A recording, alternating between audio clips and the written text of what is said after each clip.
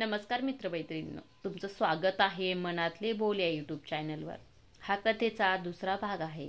पहिला भाग पाहितला नसेल तर नक्कीच पाहून घेऊ शकता. तिची आठवण येते. गेले काही दिवस तर जास्तच. तशी तर सतत तिची आठवण येत राहते. तसं म्हणत ती पलंगावर निपचित पडून राहिली, डोळे टक्क उघडे ठेवून. तिला वाटलं, आठवणी आपल्याला फार फार मागे खेचून नेतात. आयुष्यात ज्या वाटेवरून न थांबता धावायला सुरुवात केली, मागे वळून पाहावेसे वाटले नाही. ज्या आठवणी पुसाव्याशा वाटल्या, त्या पुन्हा आपल्याला प्रारंभालाच नेऊन ठेवतात. मनात नसतानाही पुन्हा ती वाट चालावी लागते आणि मग जे आठवायला नको ते आठवू लागते. तिच्या आईला नेहमी वाटे, आपल्या लेकीनं खूप शिकावं, स्वतःच्या पायावर खंबीरपणे उभे राहावे. तिच्या आईने पीटरभाईच्या वशिल्याने तिला सेंट मेरी हायस्कूलमध्ये प्रवेश मिळवून दिला. त्या शाळेत धनदांडक्याची, राजकारण्याची मुलं शिकत. तिच्या गबळ्या दहिद्री वस्तीतल्या एकाही मुलाला किंवा मुलीला तिथे शिक्षण घेणे शक्य नव्हते. त्यांना शाळेच्या गेटवरही कुणी उभं केलं नसतं. तिला आठवलं, पीटरभाईने दिलेली चिठ्ठी जेव्हा शाळेच्या प्रिन्सिपलला आईने दाखवली, तेव्हा खरं तर त्याच्या कपाळावर आट्या पडल्या होत्या. मात्र पीटरभाईच्या चिठ्ठीतला आदेश डावलण्याचे सामर्थ्य त्याच्याजवळ निश्चितच नव्हते.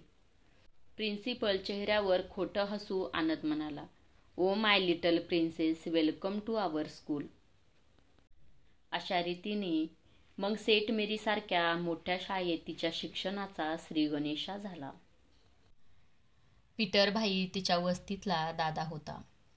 खून, माऱ्या खंडणी मागणे, ह्या अशा बऱ्याच गुन्ह्यासाठी तो कुख्यात होता. त्याची स्वतःची टोळी होती. वस्ती शहरात त्याची दहशत निर्माण झालेली होती. तिच्या शाळेचा, शिक्षणाचा सगळा खर्च पीटरभाई करायचा. आपल्यावर व आईवर पीटरभाई एवढा मेहरबान का आहे, हे कळण्याइतपत तिचे वय नव्हते. पीटरभाई जेव्हा कधीही चाळीत तिच्या घरी यायचा, तेव्हा आप्पा तिला घेऊन तास 2 तास समुद्रावर फिरायला जायचे. पीटरभाईला चाळीत येताना पाहितलं की शेजारची दारं पटापटा आतून बंद व्हायची. ती आप्पाला नेहमी म्हणायची, आप्पाकडे हट्ट करत म्हणायची, आईला पण सोबत घेऊया की.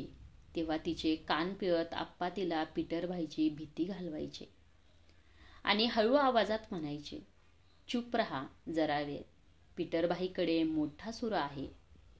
त्याने तो पोटात घुसपला तर आतडी बाहेर येतील, चल पळ लवकर, असं म्हणून घाबरून जायचे आणि ती मुकाट्याने आप्पाच्या हाताला धरून समुद्रावर जायची. कोपऱ्यावर वळताना पाहायची तर चाळीतल्या तिच्या खोलीची एकमेव खिडकी बंद झालेली असायची.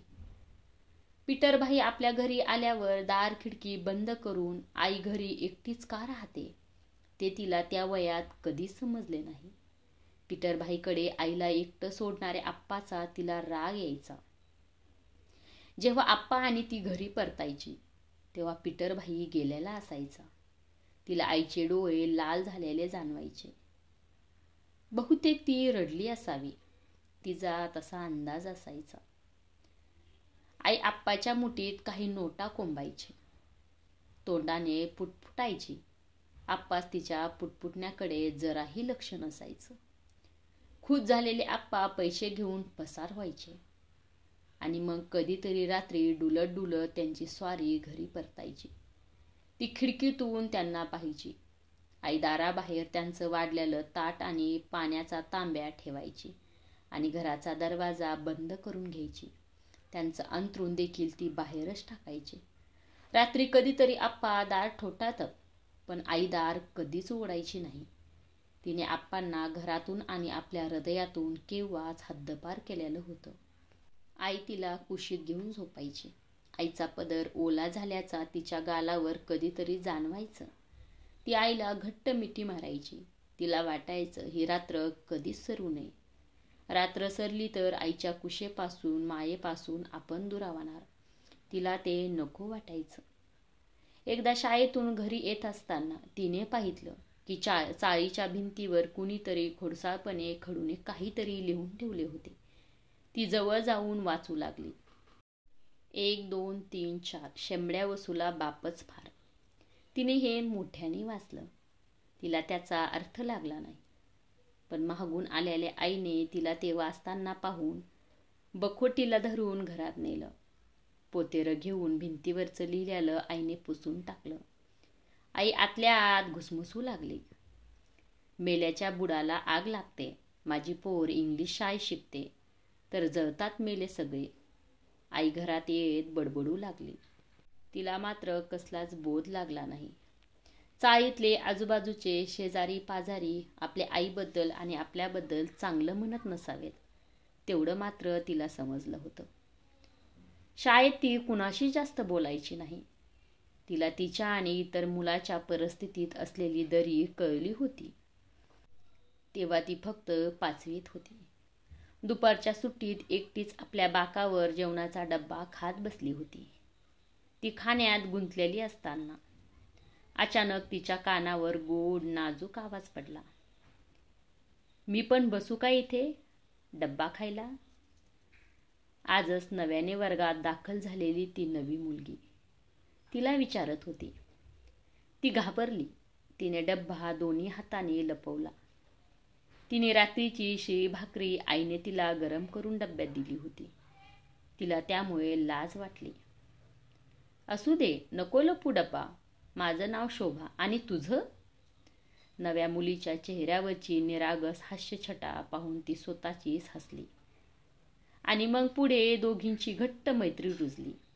साईसारखी निरागस चेहऱ्याची शोभा तिची जीवाभावाची मैत्रीण झाली. दोघांच्याही घरची परिस्थिती पूर्णतः वेगळी होती. मात्र दोघीच्या मैत्रीत त्याच्या आर्थिक सामाजिक परिस्थितीमुळे बाधा कधीच आली नाही. शोभाचे आईवडील दोघेही कॉलेजात शिकवायचे.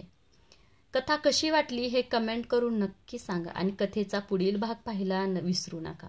कथा जर आवडत असतील तर माझ्या चॅनलला सबस्क्राईब आणि लाईक करायला विसरू नका. धन्यवाद.